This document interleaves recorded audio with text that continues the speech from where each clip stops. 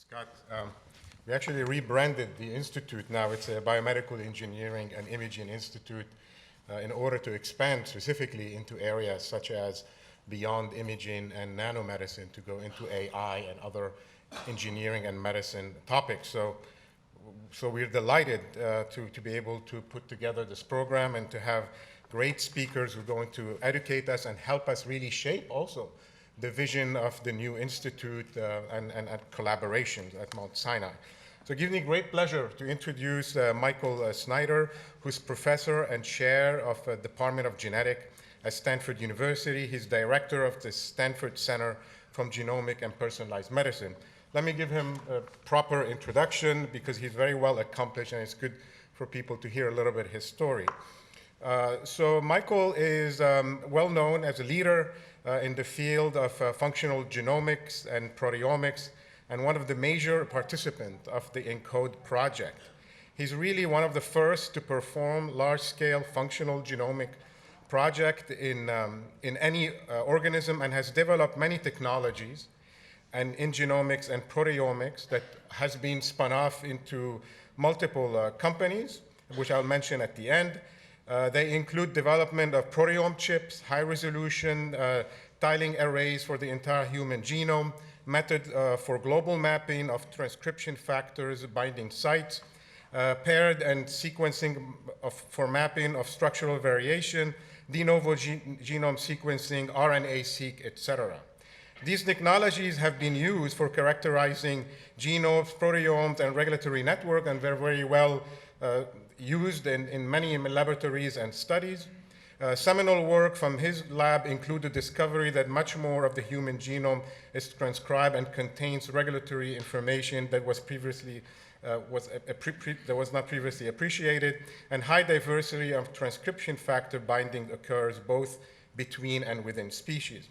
He has combined these different state-of-the-art omics technologies to perform the first longitudinal detailed personal omics profile, IPOP, of person, and he himself actually monitors with multiple devices what goes on in his life and what he's being exposed to. He has devices that he's going to probably talk about here.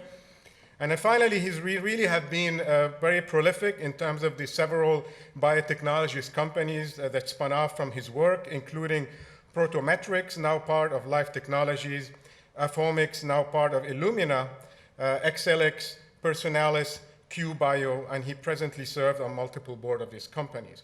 So it really gives me great pleasure to welcome Michael to the podium so we can hear from him. Thank you.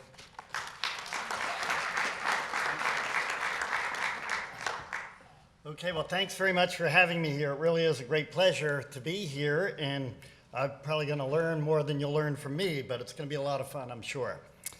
So Stanford recently started a Center for Artificial Intelligence and Imaging in Medicine. And the very first meeting, everybody, some were in on the phone like me, others were there, and they argued, what is artificial intelligence? And naturally, it's just like, if those of you remember when systems biology started, maybe 20 years ago, something like that, everybody said, well, I'm doing systems biology, but you're not. And that's kind of the way that meeting sort of felt. The computer scientists were saying, we're doing artificial intelligence. That's not really artificial intelligence. This and so on. So naturally, I went to the omnipresent wisdom to look this up last night. And that is Google. I Googled it. And these are the top two definitions that popped up. And they're pretty much the same. The theory and development of computer systems able to perform tasks normally requiring human intelligence. And the bottom one says machine intelligence instead of human intelligence. So the bottom line is it can be anything you want it to be. So I'm going to play with that in my talk, and you'll see we generate lots of big data. We use computers to analyze it, and we use different forms of computing to try and make some sense of it. And so that's what you're going to see. And really what this impacts is a lot of research that we're trying to do in the area of trying to basically transform medicine, if you will, from population-based to individual-based. And I'm going to present that here. See if this is the best pointer. Yep. Okay, so I would argue that we really need a paradigm shift in medicine, where these days we're very focused on treating people when they're ill. As such, it's very reactive. We typically measure very few things when people are healthy, and some of those measurements aren't terribly informative. The frequency when you're healthy is actually fairly rare, and nearly every decision that's made in medicine comes from population-based measurements. Instead, I argue that we should be very focused on keeping people healthy, as such be very proactive. We're certainly capable of measuring many more things, and here's an area where I think artificial intelligence can really make a big impact, which is I would argue the frequency at which you should get measured should really depend on your risks, genetic and other risks, as well as trajectories you're following on an individual basis. And I think all of us would agree medicine should be very individual based, and as such we should be very focused on precision health. So to illustrate this point, I'd like to show this simple survey that was done. This is one from Australia. There's several like this, which is that you're probably told that the average oral temperature is 98.6, and that turns out actually not to be quite right. That's a little bit high if you look at these studies. But the more important point is there's a lot of variability. So this is the 25th quartile, 94.6. That's actually the 75th quartile, 99.1. So in today's world, if you walk into a physician's office and they take your oral temperature, and your baseline is normally 94.6, and you're measured at 98.1, you'll actually be called normal. And everything's fine. What are you doing here? Should really be at home or at work doing whatever. But in fact, you're really up 4 degrees over your baseline, and that is not a healthy situation. So I would argue, and that's one of the big themes of this talk, you really should know your baselines. We all have personal baselines that are different, and then follow those deviations from those baselines. And I think with proper algorithms and such, we should be able to do this in a much more sophisticated fashion than we currently do. So, as many of you appreciate, your health is dictated by many things. Your DNA is certainly one part of this, but all your exposures, the food you eat, stress, exercise, these all contribute to your health. I think we know that intuitively. But we're in a world where we're now capable of measuring all these things, some very well, such as exercise and activity, some maybe clunky. The food apps are a little bit tough to use and not always so accurate. And these we can now measure as well. I'll come back to that a little later. The point is we can actually make lots and lots of measurements about our activities and see how they impact our health. And likewise, we can see, at least probably indirectly, the effects of these by making lots of measurements on ourselves. So we can sequence our DNA. We can actually make thousands of measurements on the molecules in our blood and urine, so we can actually look at things in incredible detail. And so this is actually a project that we've been doing now. It's a bit of a flagship project for the lab. We've been running for about 6.5 years, actually 9.5 for me, but we've been actually doing deep data profiles on people longitudinally over time. So that is to say, we sequence their genome once. We have a cohort of 109 people. We sequence their genome once, and then we make, in its most deluxe form, 14 different omics measurements on folks, roughly quarterly over time. And when an adverse event comes along, like a viral infection or possibly a colonoscopy or other interesting things, we'll take many more samples, typically 5 to 7 additional samplings. And basically, again, these are mostly blood measurements, so the epigenomes, the methylome, will measure out of peripheral blood monocyte cells, PBMCs, transcriptome out of the same cells, proteome from those cells, and plasma, cytokines. We're actually optimizing metabolomics and lipidomics quite a bit, and microbiome and so on. Then we also have wearables we put on folks, and we do deep clinical testing, questionnaires. We have some advanced tests like stress that goes on a lot in the area of glucose control, which I'll emphasize in a minute. So why are we doing all this? We're trying to actually determine what it means to be healthy. How does that differ from one person to the next? How does that change over time? And what happens when disease onset happens? Can you tell what are all the changes that are occurring? How does that differ between different people, and how is it similar? So as I say, we've been running this for 9.5 years on me, 6.5 years on the rest folks, some more, some less. And the bottom line is, from these deep measurements, we've actually made many, many different health discoveries.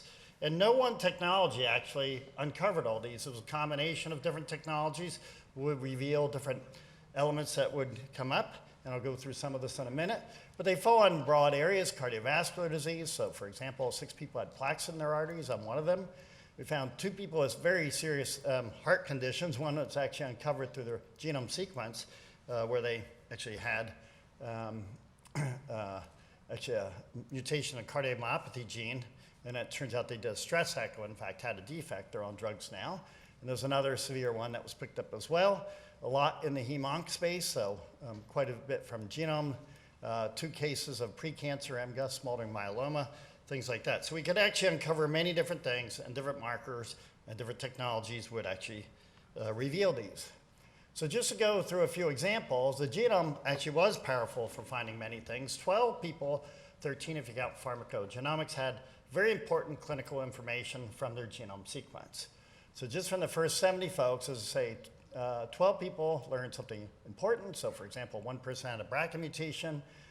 This is the person who had the cardiomyopathy mutation and did have he's a young person, had actually a heart defect. This person, actually relatively young as well, has a mutation in the SHB gene, and actually they're at high risk for cancer. They did a whole body MRI, and sure enough, they had early thyroid cancer.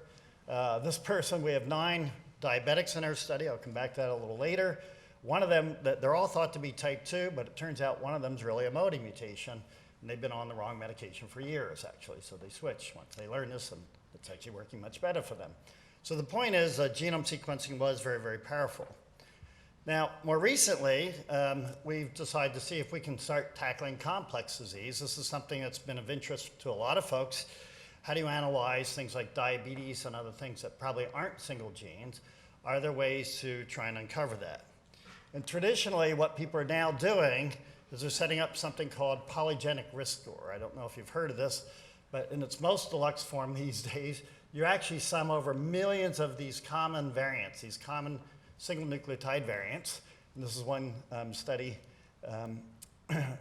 actually from a group near here. Let's see, there are 5. These are just 5 different diseases: coronary artery disease, atrial fibrillation, and they sum over literally, in this case, 6 to 7 million SNPs. And then they can come up with some predictive value. But in general, these are very, very weak, and they work for people at the very far end of the distribution. So if you have a very, very high one, it does have some predictive value, but for the most part, they actually don't work very well. And I think they don't work very well for 2 reasons. One is they ignore strong penetrant variants. They're just picking on the common SNPs. And the other is genetics isn't linear.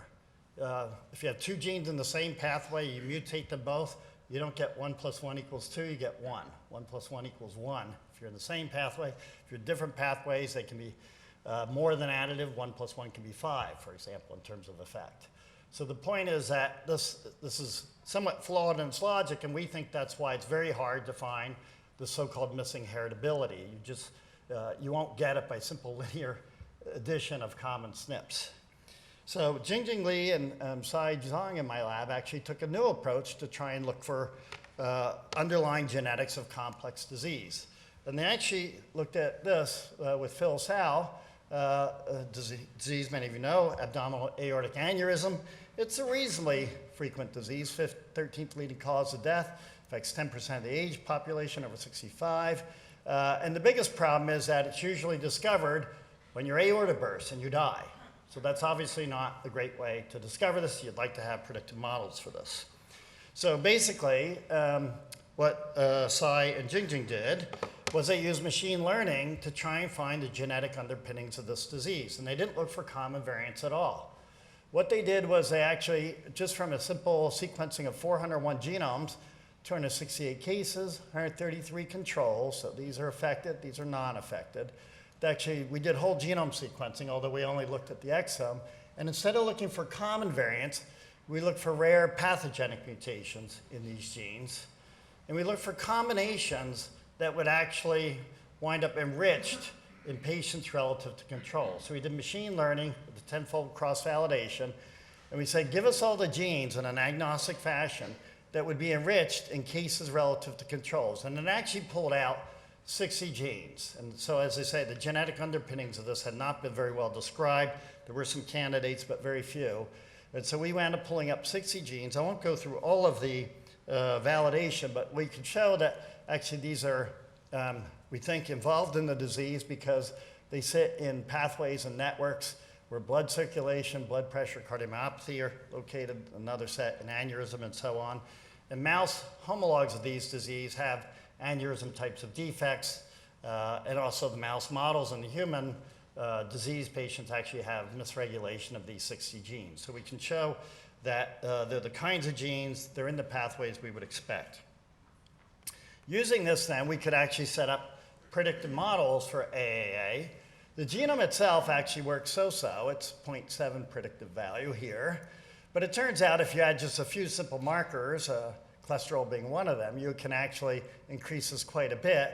It looks marginally better than EHR alone, but it's actually somewhat stronger in the most critical range where you're trying to keep your false positive rates down. And so the point out of all this is that you can, we can set up a predictive model so-so just from a genome sequence at birth, and with a few markers, you can actually get better predictive value. And the reason we think this is important is because, again, then you could actually set up a prediction for something that's otherwise fairly invisible to people.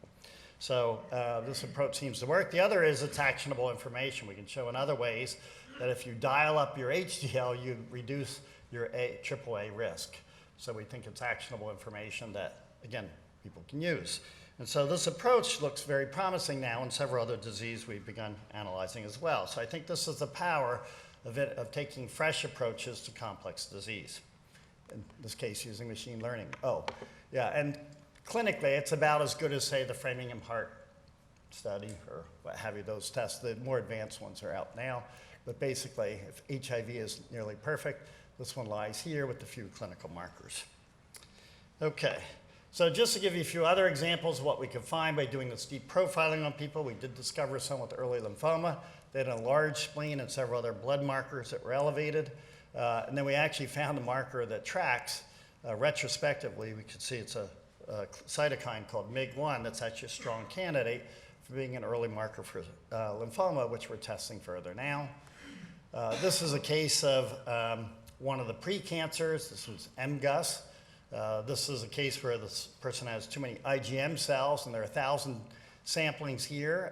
This individual, also a fairly young person, their two measurements are just way above the other 990 some odd measurements that were here. So the point is, in this case, it is from outlier analysis. We can find other sorts of,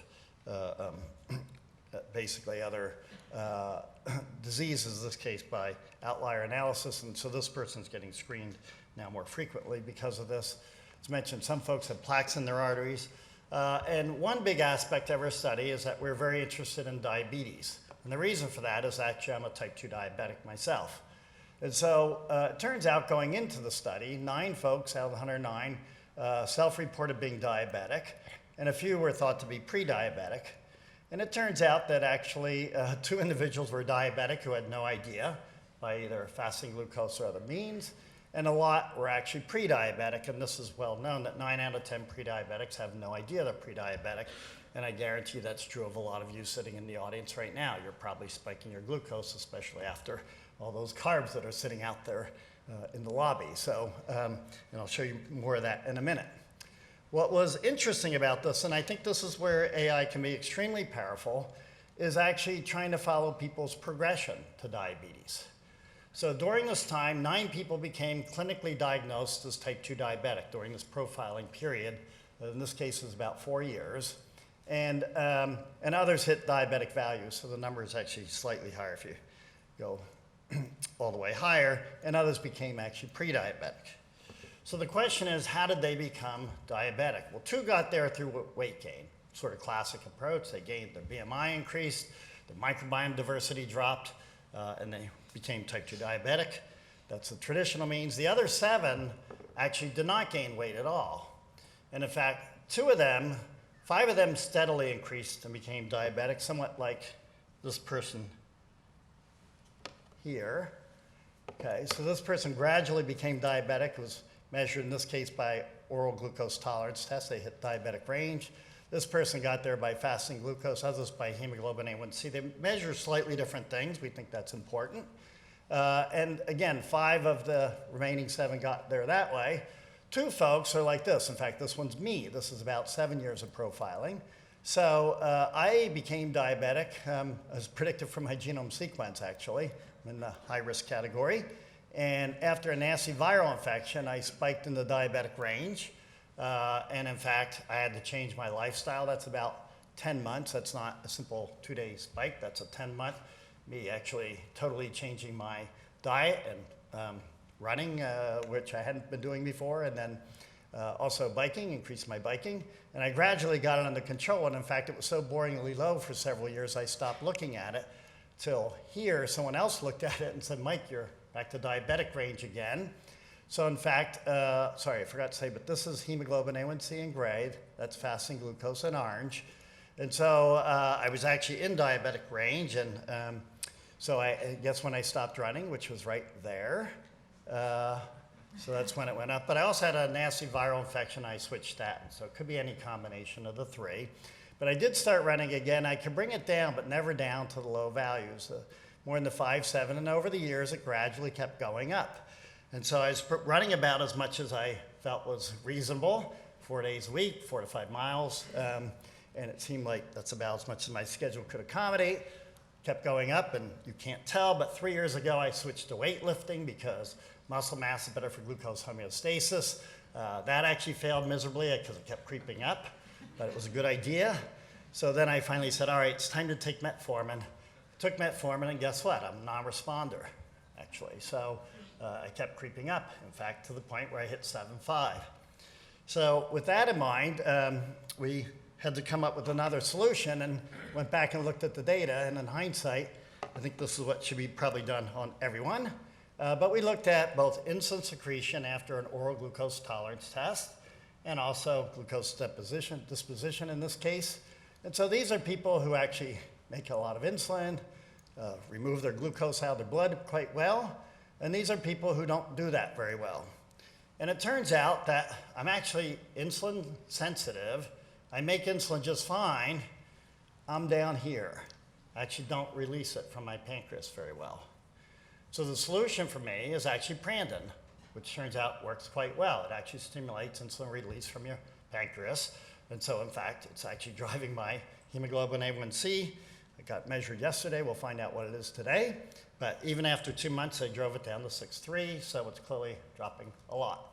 So the point is that this is what I would call precision diabetes, where you, by knowing exactly what's wrong with you mechanistically, you could prescribe the right drug. That's very different from what would have been normally. You would go from metformin to SLT2 typically, or GLP-1 inhibitors, something like that. But actually in my case, because I knew what was going on, I could design something better.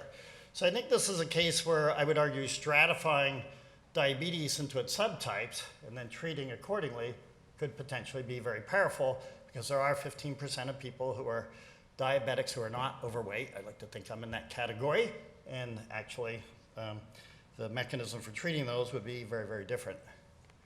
Okay, this is probably the most important slide of this talk, which is that everybody is different, okay?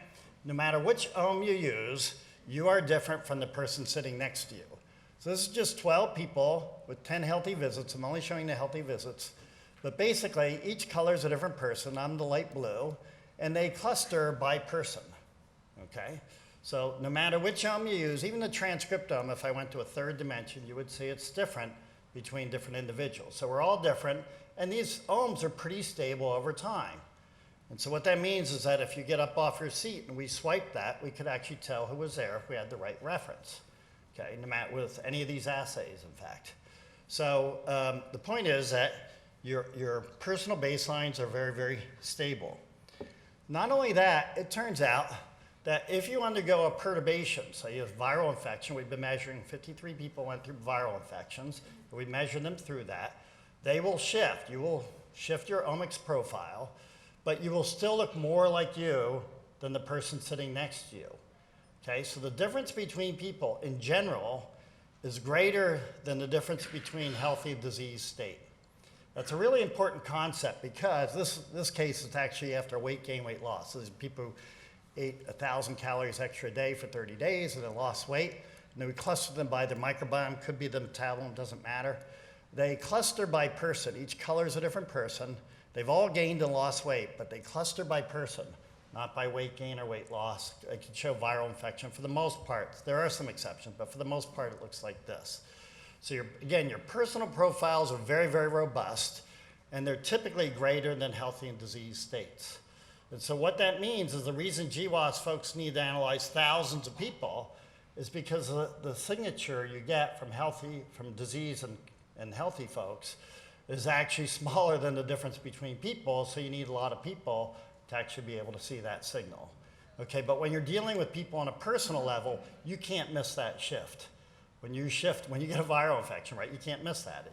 Your arms will shift up relative to your baseline. And that's true whether you're gaining weight, it's true for viral infection. And I think this is why building personal models out of your baseline data and then looking for these shifts can be very powerful. And I'm going to illustrate that point now with this wearable technology. So about 6 years ago, we started getting into wearables. Before the Apple Watch was the idea people were using them as trackers. We thought maybe these would be useful physiological markers, and this is now becoming pretty common. There are 900 of these devices on the market now. You can go to the Scripps website. Our Topol's group actually has a list of all these things. And we tested now about 40 of these different devices. Many of them are up here. Nearly all of them relay information into your smartphone. Basically, they measure all kinds of different things. I use 9 of these devices every day. I'm wearing 3 smartwatches right now. This ring is not a ring. It's really a sensor, of course. I can tell you the radiation. I don't know if you want to know it. The high energy radiation in here. Let's see what it is. The old buildings, it's up. Yeah, you're about twice Palo Alto. Okay. All right. So anyway, don't worry. It's still less than an airline flight. It's about Heidelberg levels elevation. All right, let's see. So anyway, they measure activity, heart rate, skin temperature, all kinds of very useful information, including radiation does turn out to be interesting sometimes, and so on and so forth. And again, they'll relay information into your smartphone. All right, so how do we use these? This is really where I think AI could clean up. So basically, what you start doing is you measure people's individual patterns. This is my circadian pattern, for example. Sleep, heart rate, skin temperature. So I sleep at night, wake during the day, occasional nap, back to sleep at night. Heart rate, low at night, high during day, back down. Skin temperature, which is different from oral temperature, it differs for different people, but basically usually high at night, drops a day, comes back up, so on and so forth. So you can build these patterns, and it turns out, not surprisingly, everybody's different. We put these on hundreds of things, right? We all have different baseline heart rate, skin temperature, and it varies during the day, your patterns and your activity, and we can measure all that with these devices. Okay, so then the next step is what's the difference? What do you see that's abnormal from baseline? Well, it turns out this is known already. It's not well known, but it turns out your blood oxygen drops during airline flights. Most pilots know this, most flight attendants don't, I've discovered, because we're putting them on these folks now, but this is a good example. San Francisco to San Diego. Green is altitude. This is my blood oxygen. Starts here, drops down, comes back up, usually more jagged. And this is 18 other people. We've now put this on tons of people. Everybody's blood oxygen drops with one exception on airline flights. And the amount will vary from person to person. And it turns out, though, if you're sick, it drops a lot. And this is how I discovered when I got Lyme disease, in fact. So the backstory is I was helping my brother put up fences in rural Massachusetts. 2 weeks later, I was flying to Norway. And it turns out that my blood oxygen on that last flight from Frankfurt to Oslo dropped abnormally low because, again, I measure myself all the time. On the short flight that doesn't go up very high, the median's about 96. My median was 90 there, and it never returned to normal. It stayed at 96. Not only that, it turns out my heart rate was elevated. This is low resolution. And later, I learned my skin temperature was up. And it turns out then I went to a doctor in Norway. I got a fever after that. And I warned him it might be Lyme disease. He suggested penicillin. I said no, doxycycline. A little bit of a standoff there. He actually did give in, thankfully. And it turns out, so I took doxycycline here, cleared it up right away. When I got back, I gave blood. Sure enough, I'd seroconverted. I was Lyme positive, even had some antigens around. And it was nice because I'd given blood shortly before I left, and it was negative, so it's a very well-controlled experiment. Pretty clear I'd picked up Lyme disease, and that actually cured it. Okay. So that prompted us, I won't have a lot of time because I'm running out of time, but the point out of all this is we actually have written an algorithm to be able to tell, we think, when you're getting sick before you realize it, because your heart rate goes up. Doesn't work so well for skin temperature, but your heart rate goes up over baseline. And it works pretty well for resting. I think it's even going to work better when you're walking because that's a mild stimulation. And this is kind of a delta plot, if you will, change from baseline or change from the previous period. And this is me. The 4 times I got sick, my heart rate jumped up. It's only a few beats per minute, but you can pick it up pretty easily. And this is 3 other people, one of whom got sick twice. And every single time, we can tell when you're getting sick before you realize it because your heart rate's up. So now we're rolling out a 1,000-person study using an app I'll show you in a minute. And the bottom line is we want to test this on a bigger population, which we think could be quite useful. I won't have time to tell you this, but we're doing a ton with glucose monitors these days as well. And so I will give you one editorial comment. So you probably know glucose monitors. They actually measure your glucose continuously every 5 minutes. We've written some algorithms to be able to pick people up and classify people into glucotypes. So low spikers, moderate spiker, severe spiker. I'm a severe spiker. It turns out people spike to different foods. This is also shown by Aaron Siegel. One thing I'll tell you is that 80% of people spike to cornflakes and milk. That stuff's like poison, actually. It's probably worse than tobacco. So that's the one editorial comment I'll tell you. But the other comment I'll tell you is that a lot of people who are normal by typical assays, such as fasting glucose, hemoglobin A1C, they'll spike just as much as diabetics. And I guarantee you there's a number of you in the audience who are in that category. And this is one example. So these are 2 folks that seem to be pretty normal, but they're severe spikers.